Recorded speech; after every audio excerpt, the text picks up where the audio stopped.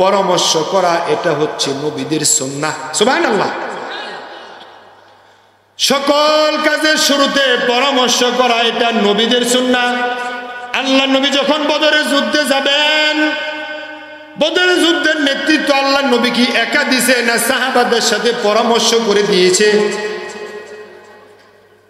আমার বন্ধু, বদরের যুদ্ধে আল্লাহ রাসূল সাল্লাল্লাহু আলাইহি ওয়াসাল্লাম তিনি তো শারিয়া, তিনি তো শরীয়ত প্রণেতা, তিনি হা বললে হালাল হয়, না বললে হারাম হয়। তিনি তো কারো কাছ থেকে পরামর্শ না নিতেও পারতেন। তিনি পরামর্শ করে সাহাবাদের মাঝে বললেন, ও আমার সাহাবারা, কিভাবে যুদ্ধ করলে সাকসেস হওয়া যায় তোমরা পরামর্শ দাও। আল্লাহ নবী পরামর্শ নিয়েছেন, পরামর্শ অনুযায়ী কাজ করেছে। প্রথমে 70 জন কাফেরকে হত্যা করা হয়েছে, 70 জন বন্দীকে আটক, 70 জন জালেমকে কাফেরকে আটক করা হয়েছে। মারা গেছে 70 জন, আটক করেছে 70 জন। 70 জনকে আটক করার পরে ওখানে আবার আল্লাহ নবী মজলিসে শুরার মিটিং ডাকলেন। মিটিং ডেকে আল্লাহ নবী বললেন, ও আমার সাহাবারা, এখন কিভাবে কি করা যায় বলো। হযরত আবু বকর বললেন, ইয়া রাসূলুল্লাহ, যাদেরকে আমরা আটক করলাম এর মাঝে আপনার একজন মেয়ের জামাই, আমার স্বাস্থ্য ভাই, উমরের ভাই আছে, আমার আত্মীয় স্বজন আছে, আমাদের আত্মীয় স্বজনদেরকে ছেড়ে দেন, তাদেরকে ছেড়ে দেন। তাদেরকে যদি ছেড়ে দেন তাহলে হয়তো তারা সামনে গিয়ে কিছুদিন পরে আবার তারা মুসলমান হতে পারে। হযরত ওমর বলেন, না হুজুর, আমার ব্যক্তিগত পরামর্শ হলো তাদেরকে যদি ছেড়ে দেন, তারা আসছে আমাদেরকে মারার জন্য, ঢাল নিয়ে আসছে, তরবারি নিয়ে আসছে, তীর নিয়ে আসছে, ধনুক নিয়ে আসছে আমাদেরকে হত্যা করার জন্য। এখন তাদেরকে যদি ছেড়ে দেন তাহলে তারা বাড়িতে গিয়ে দুধ কলা খাইব, গরুর গোস্ত দিয়া, উটের গোস্ত দিয়া ভাত খাইয়া, তারপরে শরীর মোটা তাজা বানাইয়া, তারপরে কিছুদিন পরে আবার আমাদের বিরুদ্ধে যুদ্ধ করতে আইব। তাদেরকে জবাই করে দেন। এক একজন পরামর্শ দিল। আল্লাহ নবী উমরের পরামর্শ নেন নাই, আবু বকরের পরামর্শ নিয়ে তাদেরকে ছেড়ে দিলেন। বলেন সুবহানাল্লাহ। এই যে এখন আপনি দেখেন, আবার উহুদের যুদ্ধের সময় আল্লাহ নবী আবার সাহাবাদেরকে নিয়ে পরামর্শ করছে কিভাবে পরীক্ষাকরণ করা যায়, কারে কোনভাবে কোন দিকে সেটেল করা যায়, সেট করা যায়। এখন আপনি দেখেন, আল্লাহ নবীর চাইতে জ্ঞানী ব্যক্তি তৎকালীন সময় কেউ ছিল? মুখটা খুলে আওয়াজ করে বলেন, আল্লাহ নবীর চাইতে জ্ঞানী কেউ ছিল? আল্লাহ নবীর চাইতে বিচক্ষণ কেউ ছিল? বুদ্ধির দিক থেকে আল্লাহ নবীর চাইতে কেউ ছিল? আল্লাহ নবী তো মহামানব, তিনি তো পরামর্শ না করলেও পারতেন, ঠিক না? এখন আপনি দেখেন, যিনি শরীয়ত প্রণেতা আল্লাহ নবী পরামর্শ করে বুঝায়া দেয়, ও মুসলমান, তোমরা যত কাজ করবে সকল কাজের আগে তোমরা আগে পরামর্শ করবে। পরামর্শ ভিত্তিক যারা কাজ করে না তারা ডিক্টেটর হয়, তারা স্বৈরাচার হয়, তারা জালেম হয়। তখন দেখবেন ক্যাবিনেটে যদি মন্ত্রীদের মধ্য থেকে কেউ যদি একটু ফুসকানি মারে, তখন আর তার মন্ত্রিত্ব আর টিকে থাকে না। নিজের মন মতো দেশ চালা, নিজে যা কয় তাই, মন্ত্রিত্বের কোনো বালাই নাই, এমপিদের কথার কোনো পাত্তা নাই, মন্ত্রিত্বের কথার কোনো পাত্তা নাই। তাই দেখবেন নিজের মন গড়া মতো দেশ চালানোর কারণে দেশ থেকে এক কাপড়ে পর্যন্ত বিদায় নেওয়া লেগেছে। বোনের রান্না করা খাবারটুকু পর্যন্ত খেয়ে যেতে পারে নাই। আপনজন প্রিয়জন ডানে বামে বসাইছে, তারা পর্যন্ত সুযোগ দেয় নাই, বলছে তাড়াতাড়ি চলে যান। আমার ভাই, পরামর্শ করা এটা নবীদের সুন্নাহ। আল্লাহ নবী সাল্লাল্লাহু আলাইহি ওয়াসাল্লাম নিজের মেয়ে ফাতেমাকে যখন বিয়ে দেয়, ফাতেমাকে বিয়ে দেওয়ার সময় ফাতেমার সাথে বলতে পারতেন, ফাতেমারে তুই গোসল করে আয়, তোরে অমুকের সাথে বিয়ে দিমু। আল্লাহ নবীর মেয়ে ফাতেমা তো আসতো, বিয়ে তো বসতে বাধ্য ছিল, কিন্তু ফাতেমার সাথে আল্লাহ নবী এসে বললেন, মারে তোর বিয়ের অমুক অমুক অমুক প্রস্তাব দিয়েছে, তবে আলী খুব বলওয়ালা মানুষ, হিম্মতওয়ালা মানুষ, সুন্দর মানুষ, আলীর দেহে বল আছে, শক্তি আছে। আলীর কিছু প্রশংসা করলেন। প্রশংসা করার পরে এখন তুই বল মা, আমি কার সাথে তোর বিয়ে আমি রাজি হব? আল্লাহ নবী ফাতেমার সাথে পরামর্শ করলেন। পরামর্শ করার পরে ফাতেমা আর বুঝতে বাকি রইল না যে আমার বাবা আলীর প্রতি সন্তুষ্ট আছে। সুবহানাল্লাহ। ফাতেমা বললেন, বাবা আপনি যান যান, আমি আলীর সাথে বিবাহ বসতে রাজি আছি। আল্লাহ নবী তো ফাতেমার সাথে পরামর্শ না করলেও পারতেন না। ইব্রাহিম আলাইহিস সালাতু ওয়াস সালাম স্বপ্নে যখন দেখলেন কলিজার টুকরা সন্তানকে জবাই করছে, নবীদের স্বপ্ন হলো ওহী। ইব্রাহিম আলাইহিস সালাতু ওয়াস সালাম ইসমাইলকে বলছে, ইসমাইল রে আয় তরে নিয়া মিনার প্রান্তরে নিয়ে তরে নিয়ে জবাই করমু, এই কথা বলছে না। কোরআনে বলেন, ইয়া বুনাইয়া ইন্নী আরা ফিল মানাম আন্নী আযবাহুকা ফানজুর মাযা তারা قال يا أبت افعل ما تؤمر ستجدني إن شاء الله من الصابرين। ও আমার কলিজার টুকরা সন্তান ইসমাইল, আমি স্বপ্নে দেখলাম আমি যেন তোমারে জবাই করছি। এই কথাটা কোরআনে আছে না নাই? কিন্তু বাংলাদেশের এক শ্রেণী আলেম ওলামারা বলে, ইব্রাহিম যখন দেখছে ইসমাইলকে জবাই করে, পরের দিন 100 উট জবাই করছে, তারপরের দিন আরো 100, তারপরের দিন আরো 100, তাহলে 3 দিনে ইব্রাহিম 100 উট জবাই করছে। এ কথার কোনো ভিত্তি নেই। না না না, মিথ্যা কথা বলা যাবে না। ইব্রাহিম সরাসরি ইসমাইলকে বলছে, আমি স্বপ্নে দেখছি তোমারে যেন জবাই করছি। ফানজুর মাযা তারা, এখন তোমার রায় কি, এখন তোমার মত কি, তুমি বলো। ইসমাইল বললেন, সাতাজিদুনি ইনশাআল্লাহু মিনাস সাবিরিন।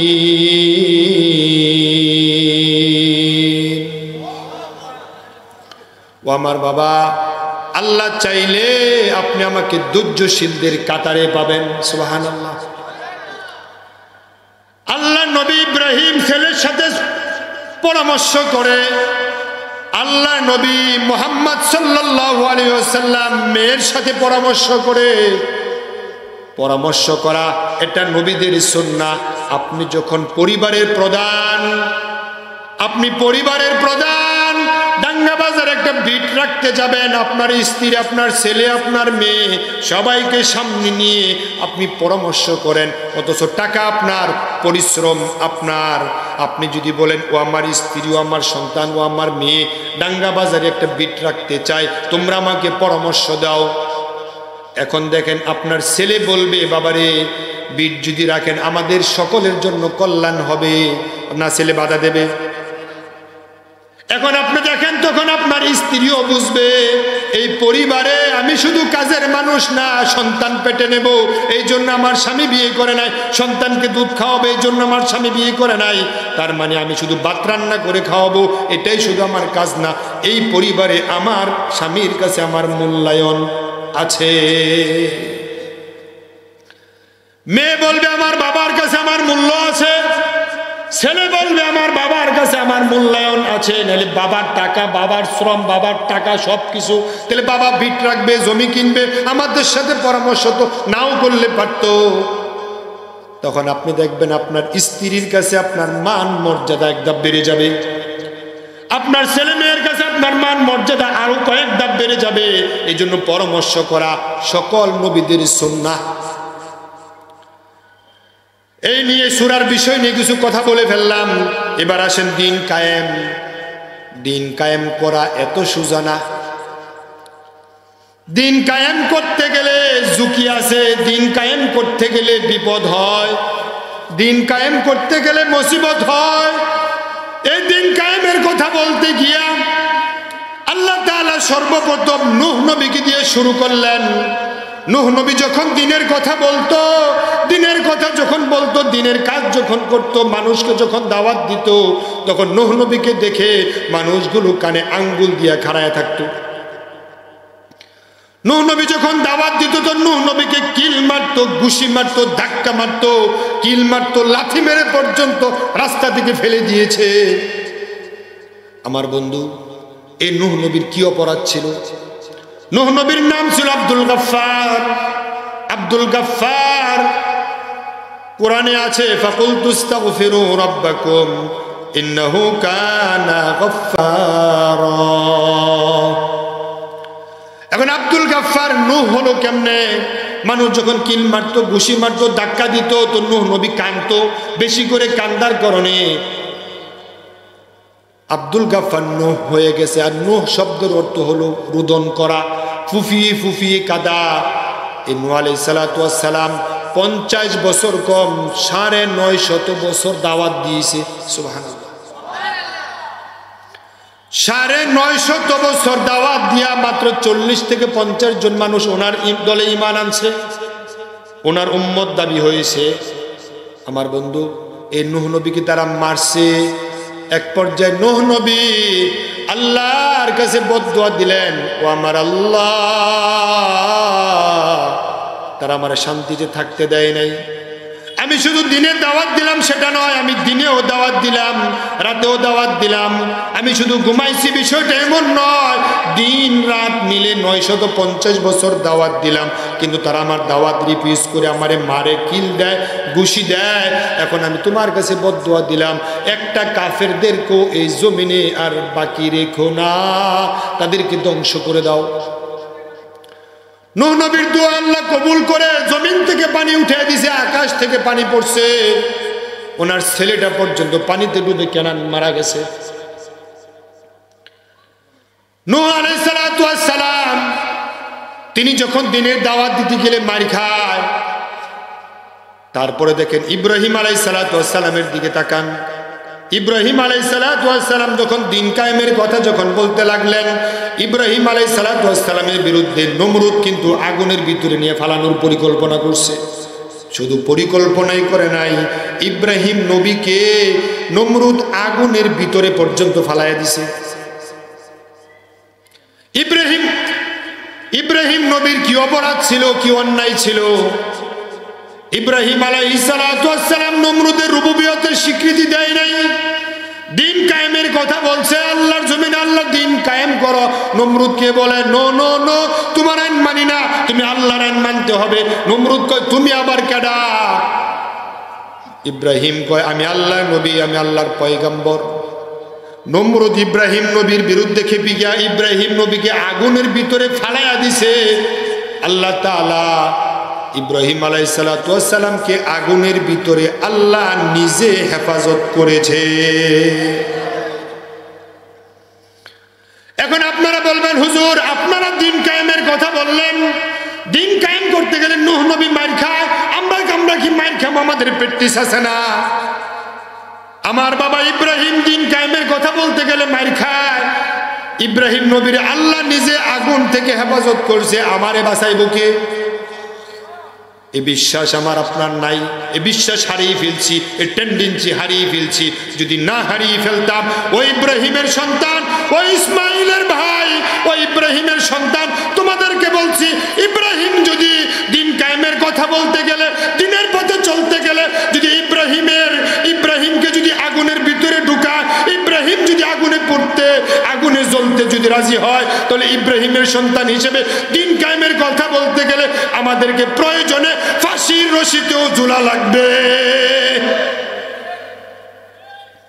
আমার বন্ধু, দিন কায়েমের কথা বলতে ইব্রাহিমকে নমরুদ আগুনের ভিতরে ঢুকায়, আর আগুন কি আমাকে আপনাকে ছেড়ে দেবে? না। ইব্রাহিম নবীর হাতে বাঁধছে, পা বাঁধলো, বাঁধার পরে ইব্রাহিম নবীকে চরকির মাঝে উঠাইছে। এক পর্যায়ে চরকিকে মাথা ঢিল দিয়েছে, ইব্রাহিম নবী আগুনে পড়বে। জিব্রাইল এসে বললেন, ও আল্লাহর নবী ইব্রাহিম, আমার তো 600 পাখা আছে, আমি কি খেদমত করতে পারি? না না না, তোমার কোনো খেদমত লাগবে না। মিকাইল এসে বলেন, আপনি আমাকে অনুমতি দেন, আমি বৃষ্টি দিয়া নমরুদের অগ্নিকুণ্ডকে আমি শেষ করে দেই। ইব্রাহিম বলে জিব্রাইল বলে আমার 600 পাখা, আমি একটা পাখা দিয়ে আমি বাতাস করব, নমরুদের আগুন নিভে যাবে।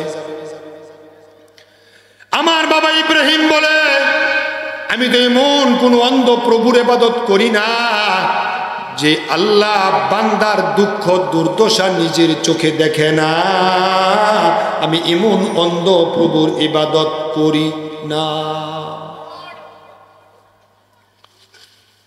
আমার বাবা ইব্রাহিম বললেন, আমি আগুনে পড়লে যদি আমার আল্লাহ যদি খুশি হয়, আমি একবার নয়, দুইবার নয়, আমি 1000 বার আগুনে পড়তে রাজি আছি।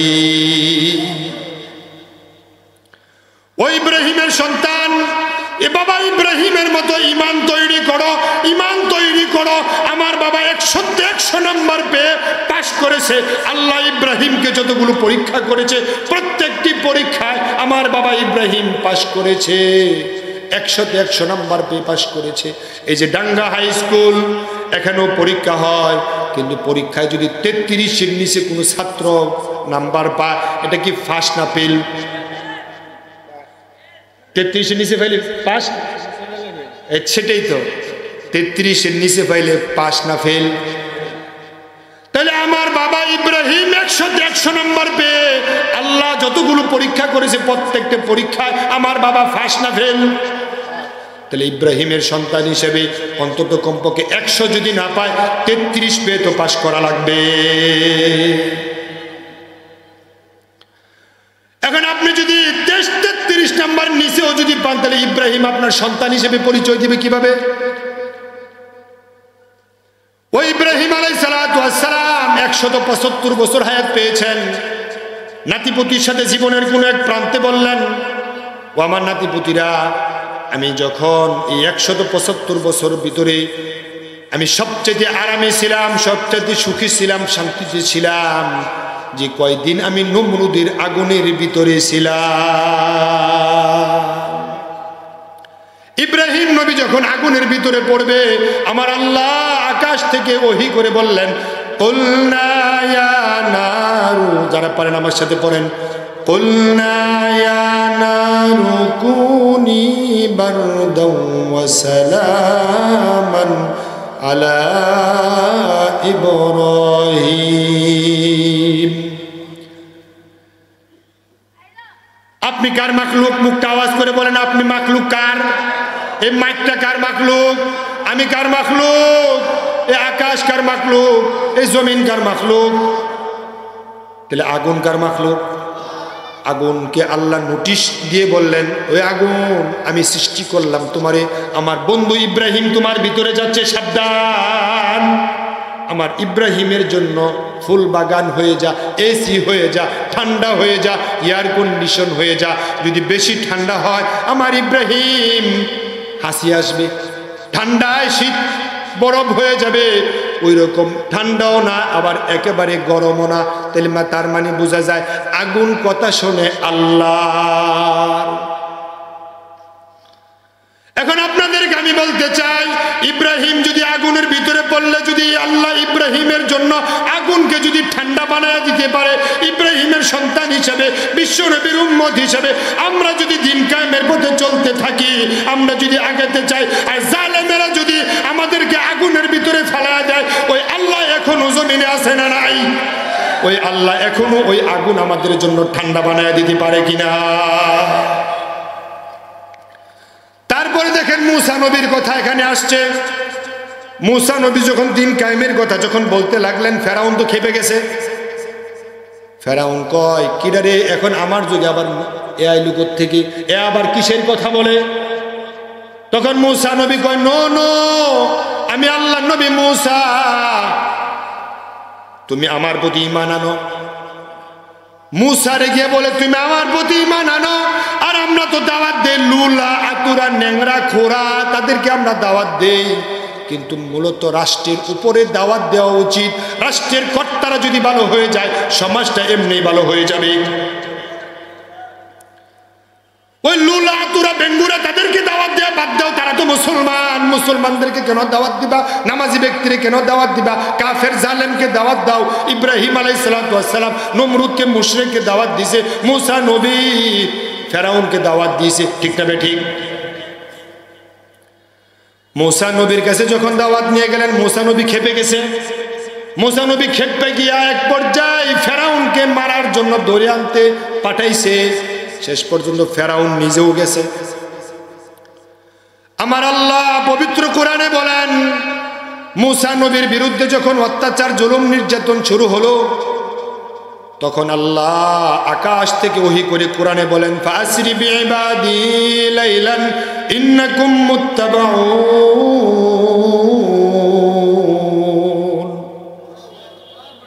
ও আমার নবী মুসা, তুমি তোমার উম্মতদেরকে নিয়ে তুমি ফিলিস্তিন চলে যাও, রাতের কোনো এক অংশে তুমি ফিলিস্তিন চলে যাও, তবে ইন্নাকুম মুত্তাবাউন, তবে শয়তান কিন্তু তোমার পিছনে নেবে। আল্লাহ রাস্তাও বলে দেয়, আবার কয় শয়তান তোমার পিছনে যাবে। সুবহানাল্লাহ। তাহলে আল্লাহ কেমন বন্ধু? আল্লাহ কয় এই রাস্তায় যাও, আবার কয় শয়তান পিছনে যাবে।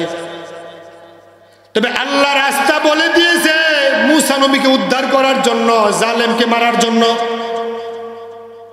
মুসা নবী রাতের কিছু অংশে উম্মতদেরকে নিয়ে চলে যাচ্ছে, সামনে গিয়ে দেখেন লোহিত সাগর। বাংলাদেশের আলেম ওলামারা কয় নীলনদ, অথচ নীলনদ বলতে কিছুই নাই।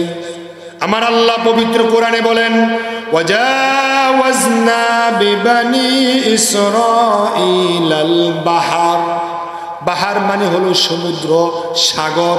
সামনে গিয়ে দেখে বিশাল বড় দরিয়া, বিশাল বড় সাগর। উম্মতেরা কয়, আজীব, তুমি তো বলছো তোমার উপরে যদি ঈমান আনি তাহলে এই দুনিয়া আমাদের জন্য নাজাত, পরকালে আমাদের জন্য শান্তি। এখন এই কথা বলার উপরে তোমার উপরে ঈমান আনছি, তুমি কও হিজরত করতে হবে। আল্লাহর কথা অনুযায়ী তোমার সাথে আমরা ভোরবেলা বের হয়ে গেলাম।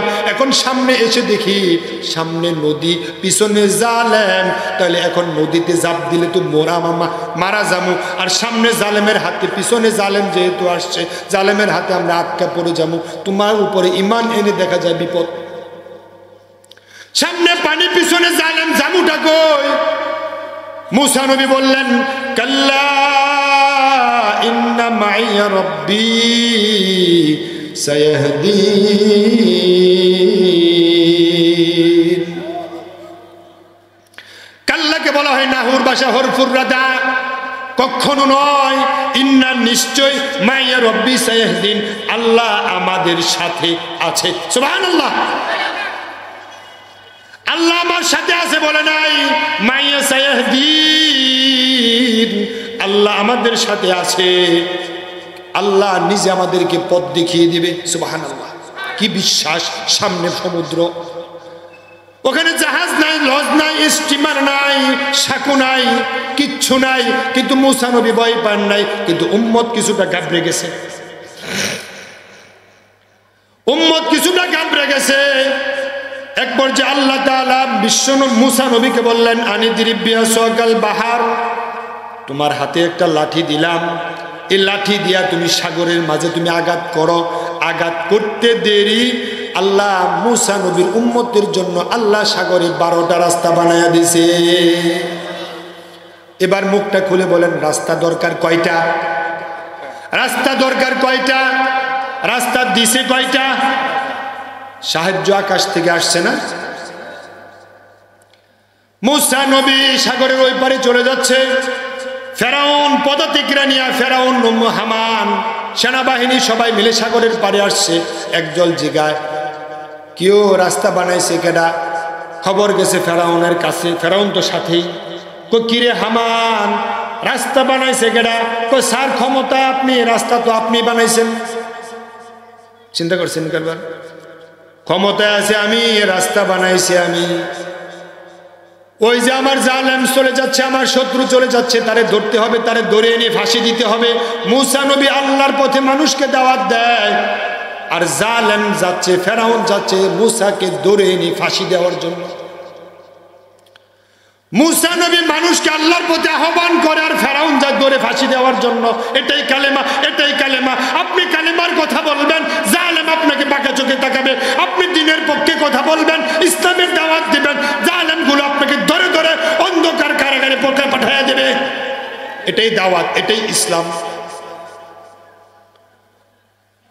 ফেরাউন যদি বলতো, মুসা নবী যদি বলতো, ও চাচা আপনি দেশ চালান, আমি মসজিদ চালাই, তাইলে কইতো তুমি মসজিদ চালাই বা মুসল্লিদেরকে নাও, 40 দিন কেন, 1 মাস থাকো, 80 দিন থাকো, খাবারটা সাপ্লাই দিব। নমরুদ যদি বলতো, চাচা আপনি দেশ চালান, আমি মসজিদ চালাই, ঠিক আছে মসজিদে এসি দিয়ে দিব। টাইস লাগলে আমারে খবর দিও, তোমার বেতনটা পর্যন্ত আমি দিয়ে দেব। নমরুদ বলতো, কিন্তু ইব্রাহিম নবী সেটা বলে নাই, মূসা নবী সেটা বলে নাই। মূসা নবী সাগরের ওই পারে গিয়া আবার লাঠি দিয়ে আঘাত করতে চাইছে। জিব্রাইল লাঠির আগার মাঝে ধরে রাখছে, লাঠির আগার মাঝে ধরে প্রমাণ করে দিয়ে বুঝাইলো, সাগরের মাঝে তুমি যদি আঘাত করো আর রাস্তা যদি মিশে যায়, তাহলে আমি তো রাস্তা তো তোমারে পার করার জন্য বানাইছি, জালেমের জন্য মরণ ফাঁদ তৈরি করেছি। মূসা নবীর উম্মত পেটে খাবার নাই, মূসা নবীর পেটে খাবার নাই, উম্মতের পেটে খাবার নাই, খাবে কি? পিপাসিত অবস্থায় আল্লাহ আকাশ থেকে খাবার দিয়েছে, সুবহানাল্লাহ। সামনে পাশে অয়ুনে মূসা লাঠি দিয়ে আঘাত করেছে, আল্লাহ পানির জন্য 12টা ঝর্ণা বানায়া দিছে। ফেরাউন সহ মন্ত্রী এমপি সহ সবাই মিলে মূসাকে ধরার জন্য রাস্তা দিয়ে ছুটছে। সামনে যাওয়ার পরে আল্লাহ বলে, ও জিব্রাইল রাস্তা মিশায়া দাও, জালেমের জন্য রাস্তা বানাইছি না, আমার উম্মতের জন্য, বান্দার জন্য, মূসার জন্য রাস্তা বানাইছি, তার জন্য রাস্তা বানাই নাই। রাস্তা মিশে গেছে। এখন ফেরাউন কোথায়? ফেরাউন কোথায়? পানির নিচে। হামান কোথায়? সৈন্যরা কোথায়? যতগুলো সৈন্য ছিল আল্লাহ আকাশ থেকে ততগুলো ফেরেশতা দিছে। ফেরাউন হলো ওই রাজ্যের লিডার, শয়তানের লিডার। আল্লাহ জিব্রাইলকে বানাইছে সকল ফেরেশতাদের লিডার। কই জিব্রাইল রে, তুই গিয়ে ফেরাউন রে সাইপা ধর। এক একজন ফেরেশতা এক একজনের মাথা সাইপা ধরছে। জিব্রাইল এসে ফেরাউনের মাথা সাপ দিয়ে ধরছে। আল্লাহ তাআলা কোরআনে কথাগুলো বলে দিয়েছে। এক পর্যায়ে ফেরাউন বলতেছে, আমানতু আন্নাহু লা ইলাহা ইল্লাল্লাযী আমানাত বিহি বানু ইসরাঈল। আমি ঈমান এনেছি মূসার উপর, আমি মূসার আল্লাহর উপর ঈমান এনেছি, বনী ইসরাঈলের উপর ঈমান এনে ফেলেছি। আল্লাহ আকাশ থেকে ডাক দিয়ে কয়, আল আন, এখন। বুঝেন নাই? আল্লাহ আকাশ দিয়ে ডাক দিয়ে কয়, আল আন কদ আসাইতু ক্বাবলু ওয়া কুনতা মিনাল মুফসিদিন। সাগরের পাড়ে এসে দাঁড়ায়া পর্যন্ত ফেরাউন যদি তওবা করত, আমি আর অন্যায় করব না, আমি তো জীবনও, আমার বাবা কেন 14 গোষ্ঠী পারবে না সাগরের মাঝে রাস্তা বানাইতে, আমি তো রাস্তা বানাই নাই। নিশ্চয়ই ফেরাউন মূসা আল্লাহ নবী, আল্লাহ আকাশ থেকে সাহায্য করেছে। এই রাস্তায় যদি আমি ঈমান না এনে যাই তাহলে আমার জন্য বিপদ হতে পারে। কিন্তু এখানে এসে এই মানসিকতা তার মাঝে নাই, কিন্তু উল্টা তাকাব্বুরি করেছে, বাহাদুরি করেছে, ক্ষমতার অপব্যবহার দেখাইছে। ওই জায়গায় খাড়ায় বলছে, ওই যে আমার মূসা চলে যাচ্ছে, তার ধরতে হবে, তার ফাঁসি দিতে হবে। ওই জায়গায় খাড়ায় যদি ফেরাউন যদি তওবা করত, হয়তো আল্লাহ তার সাগরে ডুবায়া মারত না। তোমরা যে অন্যায় করেছো, যে অপরাধ করেছো, 15 বছর, 16 বছর, 17 বছর, এই অন্যায়ের স্বীকৃতি। তোমরা যদি মাপ চাইতা তাহলে এই দেশ থেকে তোমাদের তাড়ানো লাগতো না, মাতৃভূমি ছেড়ে তোমাদেরকে বিদেশ চলে যাওয়া লাগতো না। আল্লাহ তোমাদের জন্য এই 1 ইঞ্চি জমিনটা আল্লাহ তোমাদের জন্য হারাম করে দিছে। ওই জায়গায় খাড়ায়া ফেরাউন অনুশোচনা না করে বরঞ্চ উল্টা ক্ষমতার অপব্যবহার, আল্লাহ জিব্রাইলকে বললেন, তারে মাথা সাপ দিয়ে ধর। এমন ভাবে ফেরাউন আমান্তু কইতাছে। এক পর্যায়ে জিব্রাইল কই, তুই আমারে বহুদিন জ্বালাইছ, আল্লাহ নবী মূসারও জ্বালাইছ। জিব্রাইল মাথা সাপ দিয়া ধরে সাগরের অতল তলদেশে নিয়ে কয়, ডান হাতে সাগরের মাটি না নিয়ে ফেরাউনের মুখের ভিতরে দিছে ঢুকাইয়া, আর ডাকতেও পারতি না। সুবহানাল্লাহ বলবেন না? জিব্রাইল আমিন ফেরাউনের মাথা সাপ দিয়া ধরে সাগরের তলে নিয়া, সাগর তল থেকে মাটি তুলে ফেরাউনের মুখের ভিতরে ঢুকাই দিছে। এখন মাটি যখন মুখের ভিতরে ঢুকছে, আর কথা বলতে পারবে, আল্লাহরে ডাকতে পারবে। আমার আল্লাহ কয়, তুই তো ওই সাগরের পাড়ে দাঁড়ায় পর্যন্ত তুই সন্ত্রাসী করেছ, খারাপ চিন্তা করেছ, খারাপ মানসিকতা তৈরি করেছ, ইসলামের বিরুদ্ধে চলছ, নবীর বিরুদ্ধে চলছ, তোর জন্য কোনো ক্ষমা নাই। ফাল্যাউমা নুনাজ্জিকা বিবাদানিকা লিতাকুনা লিমান খালফাকা আয়া। আমি তোমার লাশ, এই বদন, এই দেহকে পানি খাইতে দেব না, আঙ্গুরে খাইতে দেব না, তিমি খাইতে দেব না, তোমার শরীরের শ্যাওলা পর্যন্ত পড়বে না। ৩১০০ বছরের উপরে এই লোহিত সাগরে এই নিকৃষ্ট মানুষের ফেরাউনের লাশ বাসমান ছিল। আঙ্গুর খায় নাই, তিমি খায় নাই, কারণ তাদেরও তো একটা লজ্জাবোধ আছে। এমন অন্যায়, এমন জুলুম, এমন নিষ্পেষণ ফেরাউন করেছে। আল্লাহ তাআলা পবিত্র কোরআনে বলেন, ইউযাববিহুনা আবনাআকুম ওয়া ইস্তাহয়ুনা নিসাআহুম, ছেলেদেরকে জবাই করো, মেয়েদেরকে দাসদাসী বানাও। কিন্তু আমরা ঠিক দেখে ফেললাম এই বাংলাদেশে 15-16 বছর জালেমরা আশকারা পেয়ে গেছে, ইমানওয়ালাদেরকে ধরে ধরে ফাঁসি দিয়েছে, ইমানদারকে ধরে ধরে জেলখানার অন্ধকার প্রকোষ্ঠে ঢুকাইয়া তাদেরকে রাত 24 ঘন্টা তাদেরকে চোখ বেঁধে রেখেছে, হাত বেঁধে রেখেছে, পা বেঁধে রেখেছে, খাবার থেকে মাহরুম করেছে, ছেলে থেকে মাহরুম করেছে, স্ত্রী থেকে মাহরুম করেছে, ভাই থেকে মাহরুম করেছে, আয়নাঘর বানায়া তাদেরকে অন্ধকার প্রকোষ্ঠে কবরের ভিতরে ঢুকাইছে। এমন অন্যায় করেছ, এই জাতি তোমাদেরকে যদি পাইতো একটা ন্যাংডা বানায় তোমাদেরকে ছেড়ে দিত। আমার ভাই, আমার ভাই, আল্লাহ ছাড় দেয় কিন্তু ছেড়ে দেয় না। বহুত অন্যায় করেছ, সাহস থাকলে দেশে আসো। আমার তো মনে হয় এই দেশের মাঝে তোমার মাটিটুকু পর্যন্ত মনে হয় হবে না। অন্যায় কি পরিমাণ করেছ, অপরাধ কি পরিমাণ করেছ, এই দেশে তোমার দাফন হবে আমার তো মনে হয় না। আমার ভাই, অপরাধের সীমা থাকা উচিত। আল্লাহ তো ফেরাউনকে চুবানোর জন্য তো সাগর বানাইছে না, কিন্তু সীমা যখন ছেড়ে গেছে আল্লাহ সাগরের মাঝে চুবাইছে। ইব্রাহিম নবীকে জুতা দিয়া, ইব্রাহিম নমরুদকে জুতা দিয়া বাইরানো তো আল্লাহর উদ্দেশ্য ছিল না, কিন্তু সীমা লঙ্ঘন যখন করেছে আপন জন দিয়ে আল্লাহ জুতা দিয়ে বাইরেছে। সীমা লঙ্ঘন যখন তুমি করেছো, অন্যায় করেছো, অপরাধ করেছো, তোমার আপন জন পর্যন্ত ৪৫ মিনিট সময় দিয়েছে। তোমার বিশ্বস্ত মানুষগুলো পর্যন্ত তোমার জন্য কাল হয়ে গেছে। ৪৫ মিনিট সময় আমরা তো দেই নাই, তোমার আপন জন তো দিয়েছে। নমরুদকে জুতে দিয়ে বাইরেছে, বাংলাদেশ থেকে তো কেউ যায় নাই, মিশর থেকে তো, ভারত থেকে তো কেউ যায় নাই। ওই মিশরের লোকেরাই ওই নমরুদকে জুতা দিয়া, তার আপন জন প্রিয়জনেরা জুতা দিয়ে নমরুদকে তারাই মেরেছে। আমার ভাই, তাহলে এখন দেখেন অত্যাচার চলে, সীমা ছেড়ে চলে গেলে, অপরাধ সীমা ছেড়ে চলে গেলে আল্লাহ আপন মানুষ দিয়ে বেইজ্জতি করে দিয়ে বুঝায় দেয় এই জমিনটা তোমাদের জন্য অভিশাপ, মোমেনদের জন্য জিন্দাবাদ। আমার ভাই, আল্লাহ তাআলা বলেন, তারপরে দেখেন ঈসা নবীর কথা আল্লাহ এখানে বলছেন এই আয়াতের মাঝে। ঈসা নবী যখন দ্বীনের পক্ষে কথা বলা শুরু করলো, তখন ঈসা নবীকে মেরে ফেলার জন্য জালেমেরা গ্রাউ করেছে। ওই অবস্থায় আল্লাহ ঈসা নবীকে কোথায় তুলে নিছে? আকাশে উঠায় নিছে। ঈসা নবী আবার পৃথিবীতে আসবে, দিন কায়েম হবে। বিশ্ব নবীর দিকে তাকান, বিশ্ব নবী যখন দিন কায়েমের কথা বলে, দিন কায়েমের কথা বলতে দেরি আল্লাহ নবীকে আপন জনেরা পাথর মারতে দেরি করলো না। এবার মুখটা খুলে বলেন, আল্লাহ নবীকে পাথর মারছে কি দূরের লোকেরা না কাছের লোকেরা?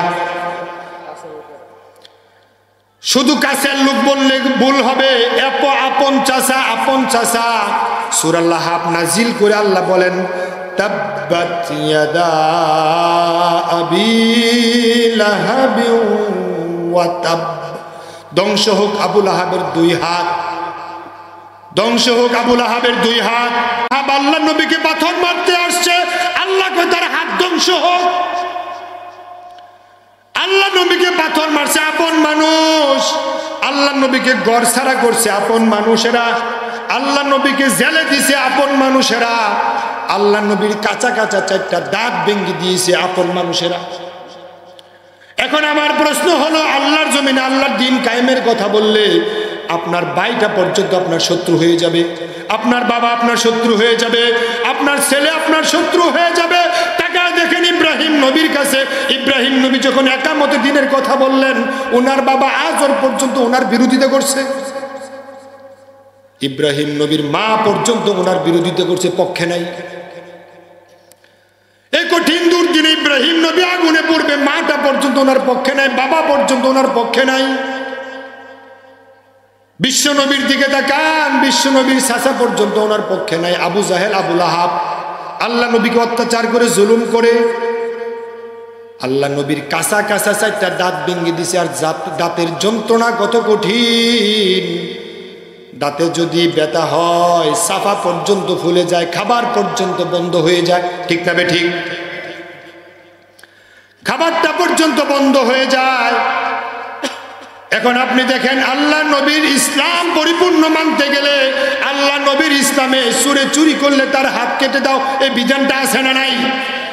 আপনার ইসলামে কই? আপনার ইসলামে হচ্ছে চোরে চুরি করলে তারে জেলে দাও। আল্লাহ নবীর ইসলামে ছিল কোনো ডাকাত যদি ডাকাতি করে তারে ফাঁসি দাও, আপনার ইসলামে জেলে দাও। আল্লাহ নবীর ইসলামে ছিল কোনো জেনাখুর, কোনো মদখুর মদ খাইলে তারে 80 রাত লাগাও, আপনার ইসলামে হলো মদখুর মদ খাইলে তারে 3 মাসের জেল দাও। আল্লাহ নবী ইসলামে ছিল